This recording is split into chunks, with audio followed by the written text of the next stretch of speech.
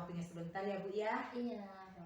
Kami Bu di program pendidikan guru penggerak ini ada tugas di modul 3.1 yaitu pengambilan keputusan yang berbasis nilai-nilai kebajikan untuk pemimpin sekolah. Jadi di sini Ibu sebagai kepala sekolah di TK tempat saya mengajar ini, saya ingin bertanya-tanya sedikit sama Ibu ya. Jadi Ibu, selama ini bagaimana Ibu dapat mengidentifikasi kasus-kasus yang merupakan dilema etika atau rujukan moral? Mungkin selama ini kan kita ada warga sekolah. Di situ ada guru, ada murid, ada orang tua.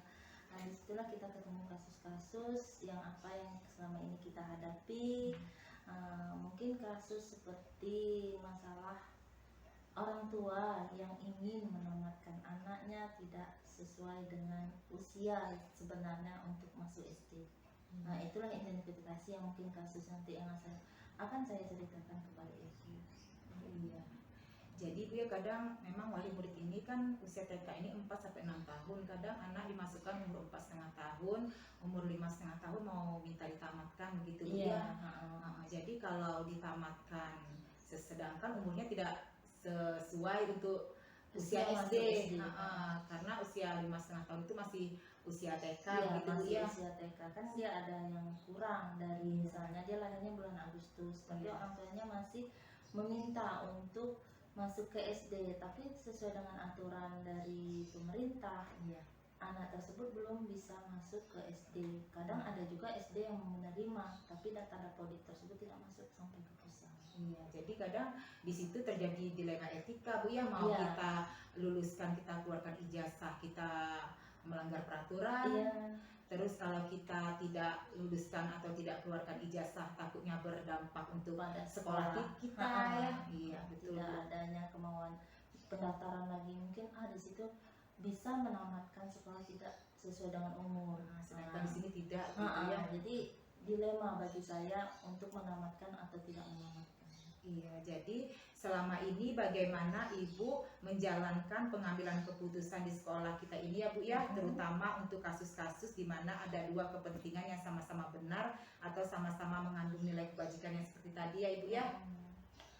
Selama ini saya sebagai pemimpin yaitu dengan cara bermusyawarah kepada guru tersebut, guru di sekolah. Terus tuh mungkin saya selaku pemimpin juga bertanya yang lebih di atas kita kayak dinas pendidikan, pengawas, bagaimana solusi tersebut. Kemungkinan kalau solusi dari pengawas itu memang tidak boleh ditamatkan, tapi kita rembuk lagi kepada guru-guru, apalagi sekolah yang saya pimpin itu ada yayasan. Nah, kita rembuk lagi dengan yayasan, kita kasih tahu dengan wali murid aturan-aturan tersebut. Begitulah masalah yang kita hadapi, kita rembuk dulu dengan stockholder tadi.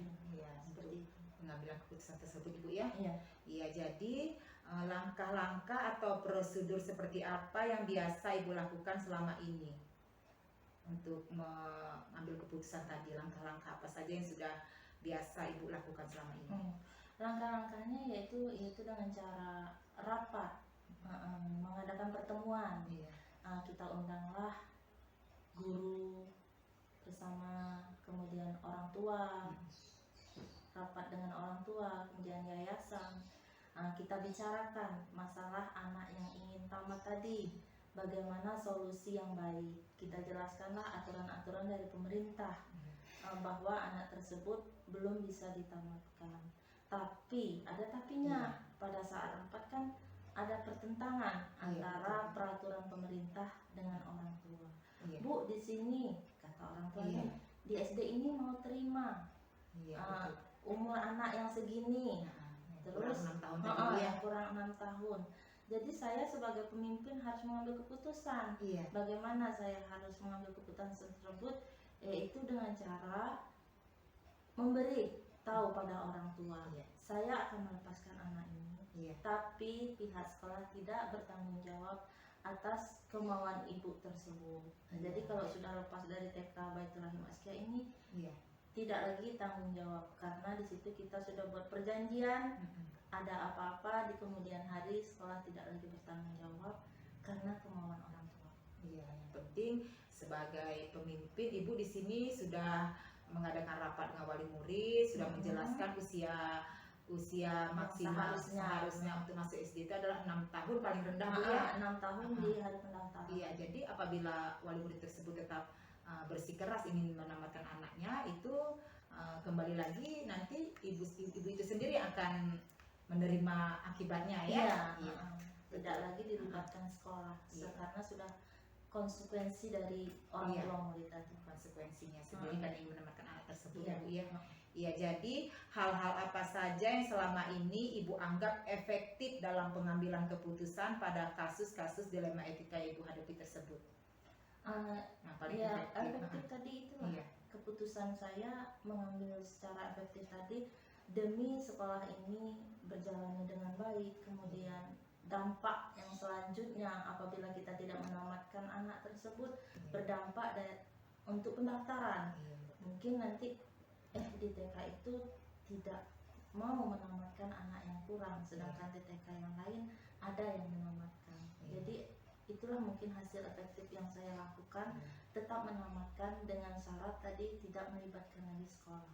Iya, karena itu keputusan yang diinginkan sendiri oleh wali murid tersebut ya. Karena paksaan dari wali murid tersebut. Memang beban bagi saya untuk menamatkan karena melanggar peraturan. Tapi dilema saya ada akibat dampak dari sekolah apabila kita tidak menamatkan tersebut. Iya, betul sekali Bu ya.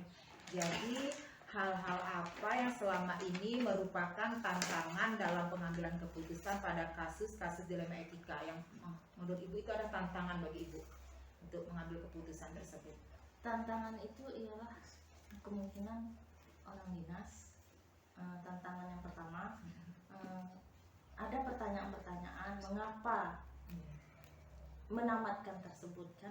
Tapi saya sebagai pemimpin harus menjelaskan kepada pengawas tentunya yang akan bertanya mengapa ditamatkan tadi anak tersebut kan, sehingga kita harus menjawab bagaimana kita sebagai kepala sekolah mengambil keputusan tersebut agar anak itu tetap dikeluarkan gitu, karena tuntutan orang tua tadi. Iya, benar sekali Bu ya.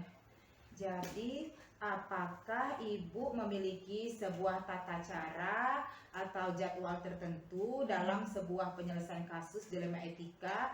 Apakah Ibu itu langsung menyelesaikan di tempat atau memiliki sebuah jadwal untuk menyelesaikannya? Bentuk atau prosedur apa yang Ibu lakukan begitu? Oh iya, itu susunan tersebut langkahnya yaitu dengan cara kemungkinan saya tidak langsung mengambil tindakan sendiri. Yaitu dengan cara bermusyawarah tadi. Kita adakan rapat. Misalnya kasus tersebut kita sudah temukan ada orang tua yang bertanya langsung. Mungkin tindakan itu saya tidak langsung lakukan, tapi di kemudian hari misalnya jarak antara 1 atau 2 hari kita adakan surat, pembuatan surat. Kita rapat dulu dengan wali murid, guru dan yayasan. Seperti itu mungkin langkah-langkah. Jadi tidak langsung mengambil keputusan pada saat teridentifikasi ada masalah tadi Bu ya, atau pada saat wali murid tersebut ingin meminta anaknya ini dikeluarkan ijazahnya karena sudah mau masuk SD, tapi memang harus melalui tahap-tahap yang harus kita persiapkan. Dipersiapkan bagaimana kan itu bukan memang betul saya sebagai pemimpin, tapi kan dengan adanya saya tentunya ada seorang guru juga. Kita harus bermusyawarah sama guru. Kemudian di atas saya ada lagi kan pengawas, orang dinas. Tentunya kita berkonsultasi terlebih dahulu.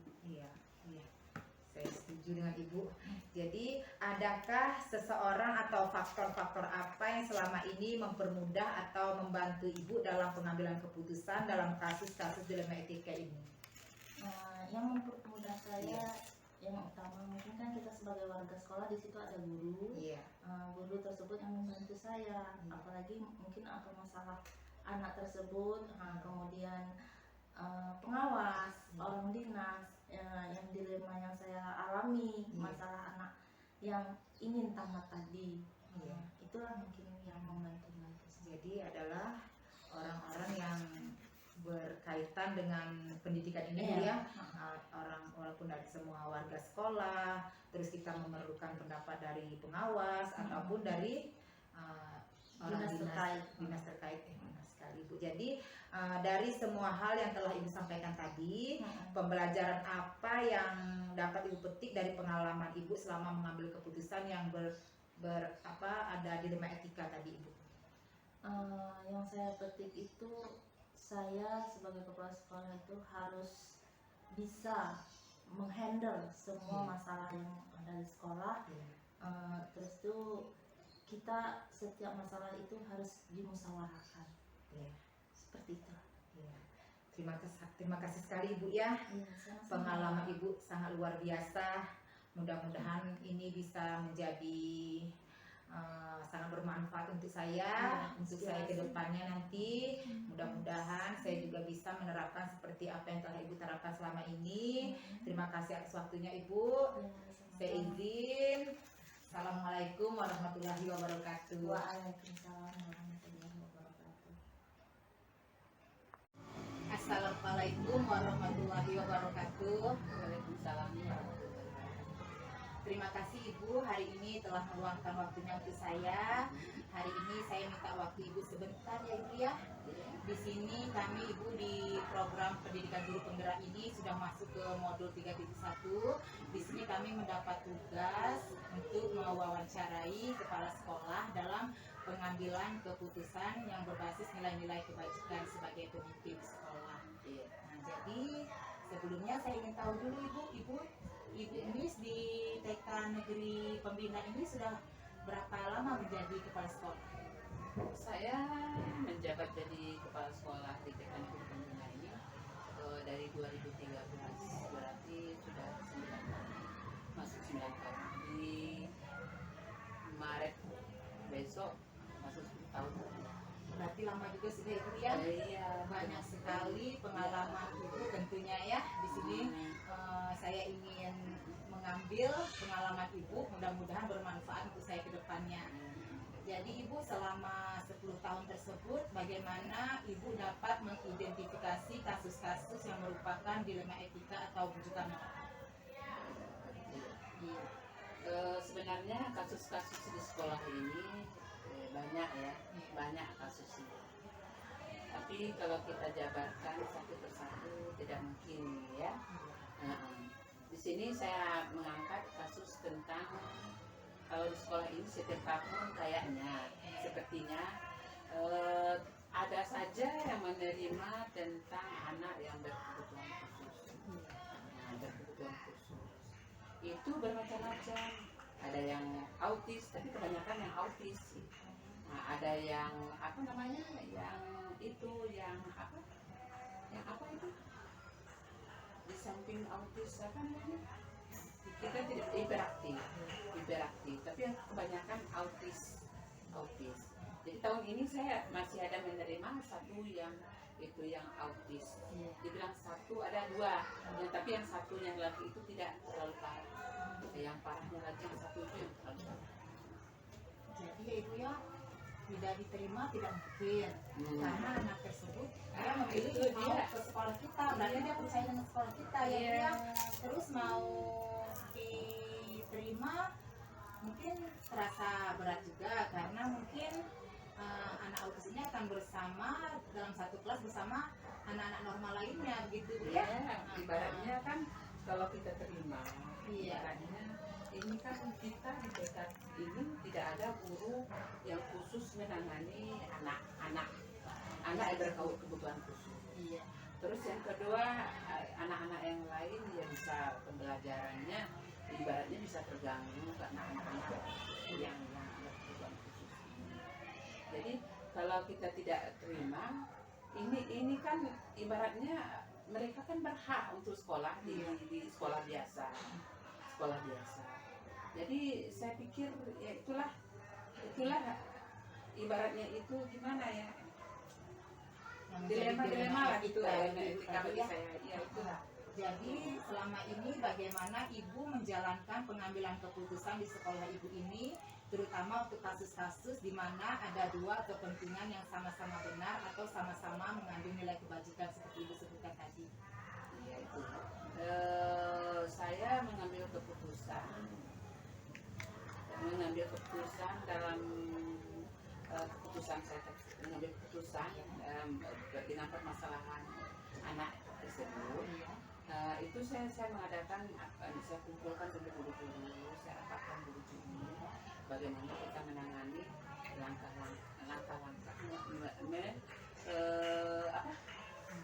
mengambil keputusan ini tentang menangani anak tersebut. Saya adakan rapat dulu dengan guru-guru, terus itu bagaimana caranya kita menangani anak tersebut.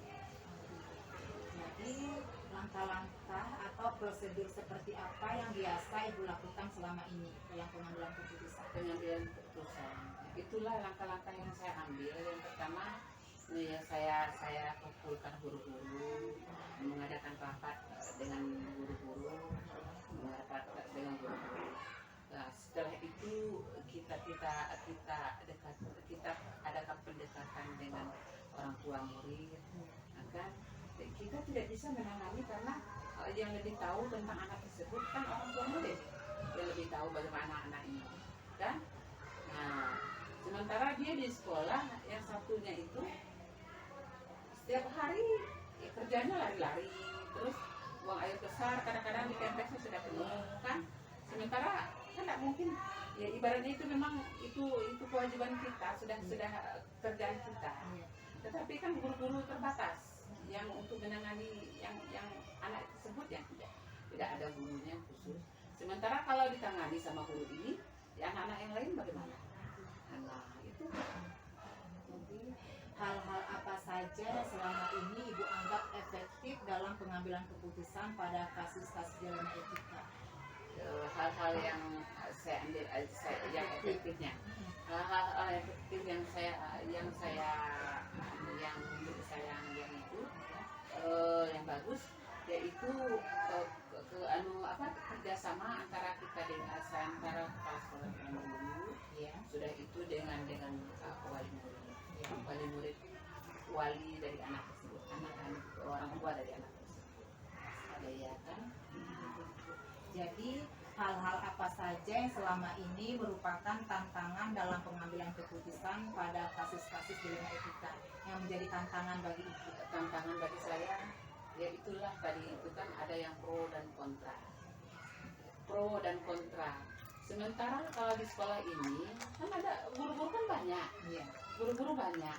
Terus ada yang pro dengan anak tersebut, ada yang kontra. Yang pro itu kan yang pro, ya alhamdulillah lah, masukan-masukannya yang lebih bagus lah, ini yang lebih bagus. Sementara yang kontra itu hujatannya kan ke saya, hujatannya. Jadi saya ini serba salahnya itu, tidak diterima anak ini, nanti apa kata yang dibilang? Apa bilang? Kalau sementara itu kita terima, kan ada nilai plus. Menurut saya itu ada nilai plusnya di sekolah ini. Oh, di TK pembina itu menerima anak yang begini-begini. Sementara anak yang begini diterimanya, apalagi anak yang biasa. Nah, alangkah sabarnya guru-gurunya ini sudah tuh begini-begini untuk.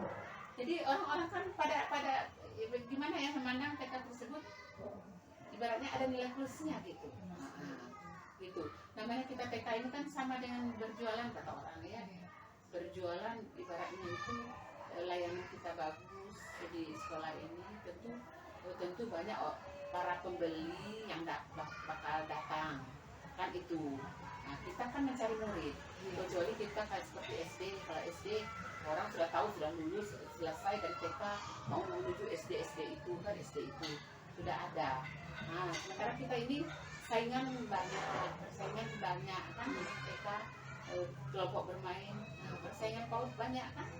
Nah, itu.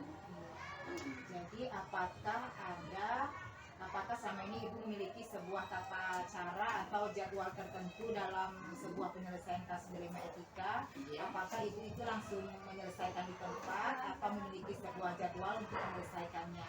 bentuk atau prosedur seperti apa yang sudah Ibu Itu jalankan? ya. Saya apa nama itu buat langkah-langkah itu Ada waktu tertentu, waktu tertentu. apa Itu langsung atau saya butuh saya waktu? saya tidak serta-merta ibaratnya itu dengan keputusan saya sendiri gitu kan. Iya. Terus saya mengambil keputusan dengan pikiran saya sendiri, terus mengambil keputusan sendiri, tidak seperti itu. Terus saya mengadakan mengumpulkan guru-guru dulu. Setelah itu menerima masukan-masukan dari guru-guru. Nah, setelah itu saya itu pendekatan lagi, saya adakan komite lagi. Saya menerima lagi saran-saran dari komite, masukan-masukan dari komite. Setelah itu mana yang baiknya itu yang kita ambil, dan kita ambil dengan keputusan bersama. Jadi adakah seseorang atau faktor-faktor apa yang selama ini mempermudah atau membantu Ibu dalam pengambilan keputusan dalam kasus-kasus kriminal etika tersebut? Hal-hal yang mempermudah tadi itu Yang membantu saya itu yaitu masukan-masukan dari guru-guru dengan wali murid tadi. Jadi secara kolaborasi. Iya betul Ibu, berkolaborasi. Kok susah ya lidahnya. Iya. Kolaborasi, berkolaborasi. Iya. Antara kepala sekolah dan guru, Iya. antara kepala sekolah dan komite, dan orang tua anak tersebut. Nah itu. Jadi itulah saling berkolaborasi, kan bisa, nggak bisa berkolaborasi antara kepala sekolah dan guru, antara kepala sekolah dengan komite. Nah itu sudah begitu terjadi kesepakatan, terjadi bagaimana keputusan yang terbaik, itulah yang kami ambil. Jadi dari semua hal yang telah Ibu sampaikan tadi sangat menarik sekali Ibu ya. Pembelajaran apa yang dapat Ibu petik dari pengalaman Ibu dalam mengambil keputusan dalam etika tersebut? Pengalaman Ibu. Pengalaman saya yang mengambil keputusan, saya tidak semerta-merta disalahkan. Iya. Dia salahkan oleh orang tua murid, disalahkan oleh guru, karena ini sudah keputusan bersama, sudah antara kesepakatan antara masukan dari mereka, dari guru, dari wali murid, dari komite ya, semuanya. Jadi itu keputusan yang saya ambil tadi itu, jadi ibaratnya itu kalau ada kesalahan, ada kebaikan, itu semuanya tanggung bersama ibaratnya itu seluruh keluarga sekolah ya. Luar biasa sekali pengalaman Ibu dalam pengambilan keputusan yang berbasis nilai-nilai kebajikan ini. Mudah-mudahan pengalaman Ibu tersebut bisa bermanfaat bagi saya untuk acuan saya ke depannya lagi Ibu ya. Terima kasih atas waktu Ibu berikan. Terima kasih banyak Ibu ya. Iya. Saya izin dulu Ibu. Wassalamualaikum warahmatullahi wabarakatuh. Waalaikumsalam. Assalamualaikum warahmatullahi wabarakatuh. Waalaikumsalam warahmatullahi wabarakatuh. Terima kasih Ibu telah meluangkan waktunya hari ini. Saya minta waktu Ibu sebentar. Di sini kami di program pendidikan guru penggerak ini ada tugas di modul 3.1 ini untuk mewawancarai kepala sekolah. Kalau boleh tahu Ibu, sudah berapa lama Ibu menjadi kepala sekolah di TK Islam BKMT Anissa? Lebih kurang 10 tahun. Sudah lama juga Ibu ya, banyak sekali pengalaman Ibu setelah 10 tahun menjadi kepala sekolah TK Islam BKMT Anissa. Nah Bu, selama 10 tahun itu pasti banyak sekali Ibu permasalahan-permasalahan yang Ibu atasi selama ini ya. Nah untuk itu di sini saya boleh tahu Ibu, selama ini bagaimana Ibu dapat mengidentifikasi kasus-kasus yang merupakan dilema etika atau bujukan moral yang ada di sekolah Ibu? Untuk itu saya melihat dulu permasalahan yang ada. Kebetulan ini langsung ada permasalahannya ya. Oh iya. Iya. Untuk saat ini yang dulu-dulu mungkin belum ada permasalahan ya. Iya. Nah, ya untuk saat ini nih ada permasalahannya. Ya, permasalahannya itu guru kami kayak gitu lah ya. Iya. Nah, yang mana guru kami ini adalah sebagai guru penggerak. Oh, iya. Nah, ada tuh Iya. guru kami sebagai guru penggerak. Selain dia sebagai guru penggerak, Iya. dia ini juga mempunyai kegiatan-kegiatan yang lain di luar sekolah. Nah, itu. Jadi dengan adanya kegiatan-kegiatan yang di luar, otomatis kan Iya. dia sering izin untuk melaksanakan kegiatannya di luar, Iya. meninggalkan anak belajar di kelas. Iya. Iya. Ya, jadi di sini ada dilema etika, Bu ya. Iya. Sedangkan anak ini butuh guru, sedangkan yang guru ini juga butuh tetap melaksanakan kegiatannya seperti di program guru penggerak dan Iya. kegiatan yang di luar dari program guru penggerak itu Iya. yang memang semua itu sangat penting sebenarnya, Ibu ya. Iya. Sebenarnya kan Iya. dia sebagai guru penggerak itu kan memang saya dukung, gitu Iya. ya. Nah, untuk kegiatan-kegiatan dia yang di luar itu juga sebenarnya itu sangat bermanfaat. Iya, betul. Nah, Iya. bermanfaat bagi dia juga bermanfaat bagi kami di sekolah, Iya. bagi kami di lingkungan sekolah Iya, ya. betul. Nah, terus ilmu yang dia dapat di luar Iya. akan disalurkan kembali, diajarkan lagi ke guru-guru yang ada di TK Sekolah tadi. Iya. tadi. Jadi Ibu ya, sementara kalau tidak kita izinkan, sementara ilmu yang akan diperoleh oleh guru penggerak ini sangat bermanfaat sekali untuk anak-anak di TK, BK Islam, BKN bisa. Sementara dengan tidak mengizinkan, sebenarnya Ibu bisa juga ya, karena anak-anak ini juga butuh sosok gurunya yang tetap ada di kelas untuk mengajar mereka ya. Iya, betul-betul dilema ya Bu ya. Betul dengan Jadi selama ini bagaimana Ibu menjalankan pengambilan keputusan di sekolah Ibu, terutama untuk kasus-kasus di mana ada dua kepentingan yang sama-sama benar atau sama-sama mengandung nilai kebajikan. Seperti tadi kan sama-sama benar ya, andaikan Ibu memberi izin guru ini untuk menjalankan tugas di guru penggerak ataupun tugas-tugas lainnya, itu benar juga karena itu untuk meningkatkan kompetensi guru tersebut yang akan disalurkan ke anak murid didik juga. Iya, terus dengan tidak mengizinkan guru tersebut untuk di program sekolah penggerak tadi juga benar juga karena guru ini mempunyai kewajiban juga mengajar muridnya di dalam kelas. Iya. Jadi bagaimana cara Ibu mengambil keputusan tersebut? untuk mengambil keputusan tersebut,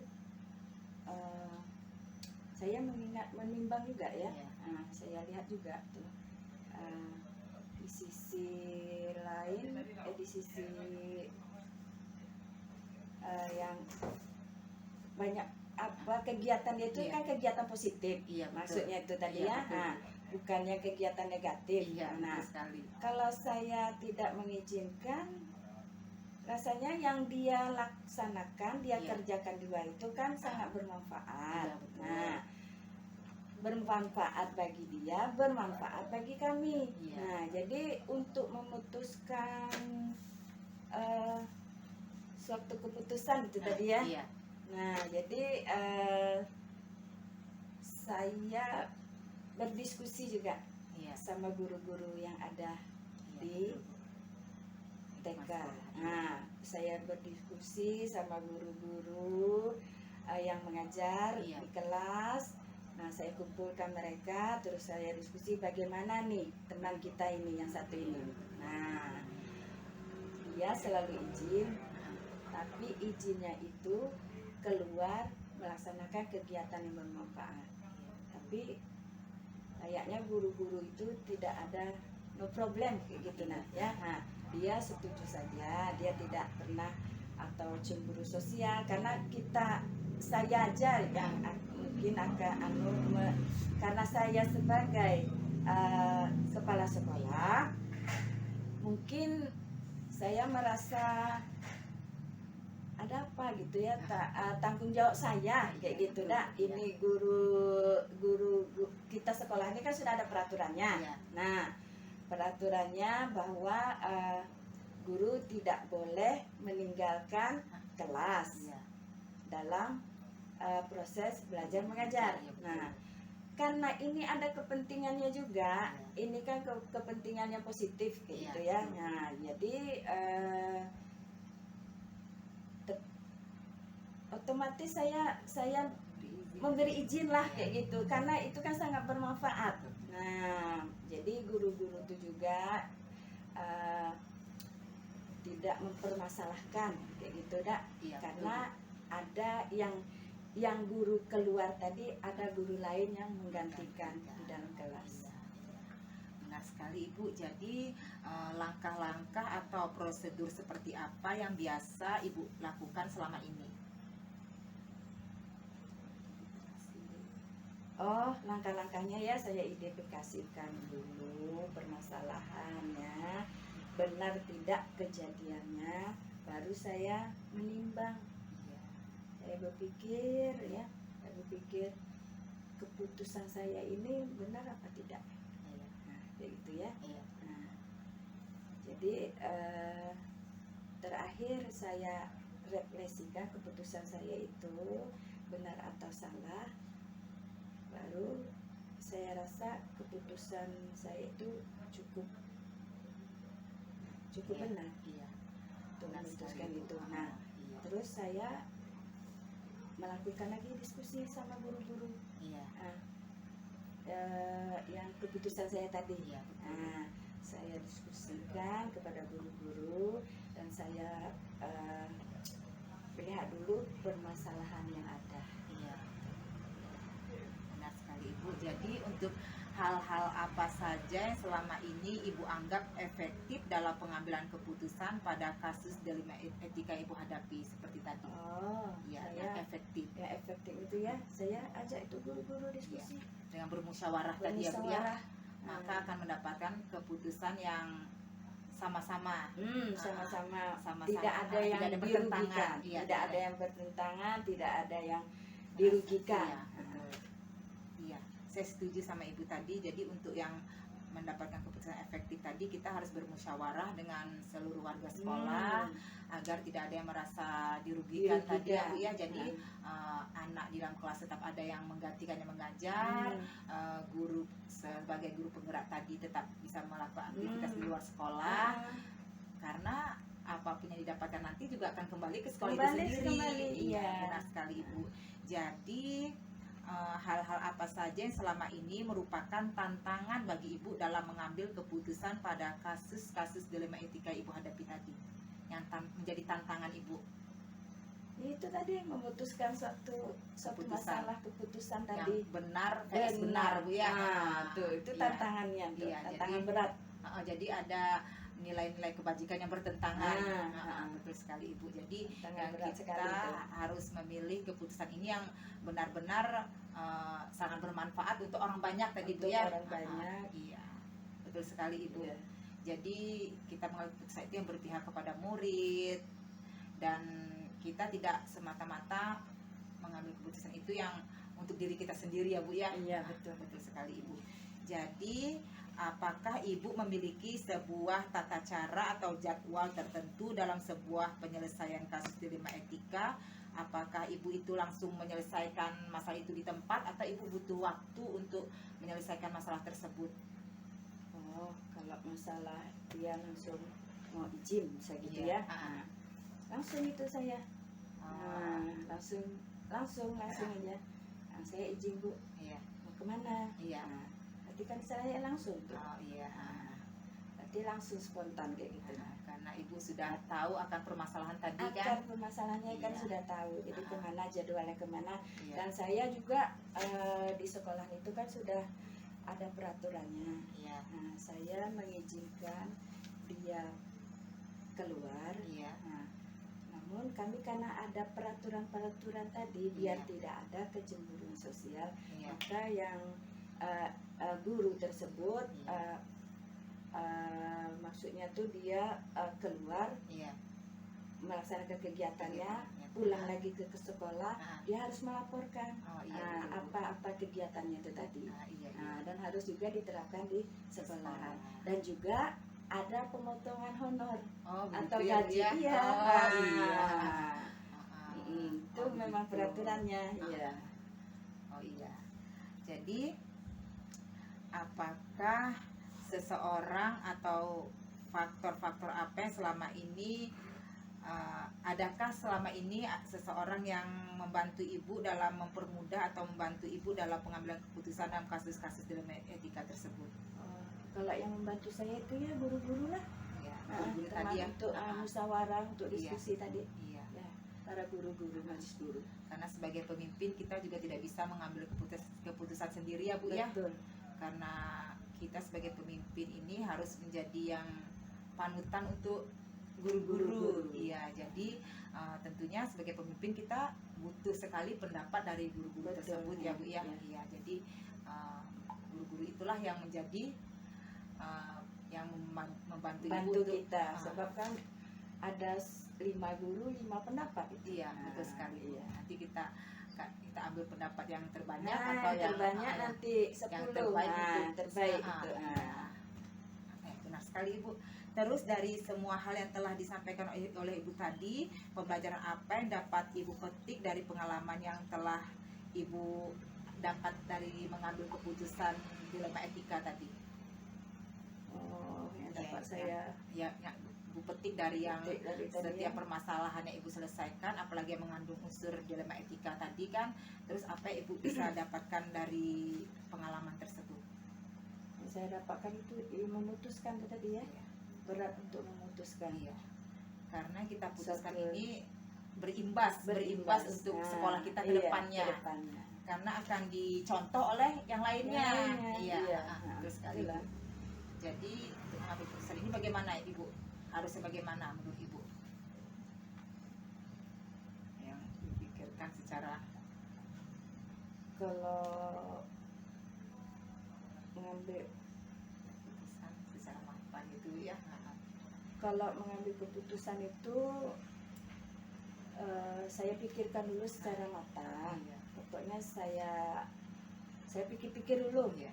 tidak langsung memutuskan. Nah, Iya. saya pelajari dulu, kayak gitu, saya pikirin dulu. Kalau saya beri dia izin, gimana? Iya. Kalau saya beri izin, melanggar peraturan. Kalau saya tidak beri izin, itu kan sangat bermanfaat. Iya. Nah, dia keluar itu kan menuntut ilmu, Iya.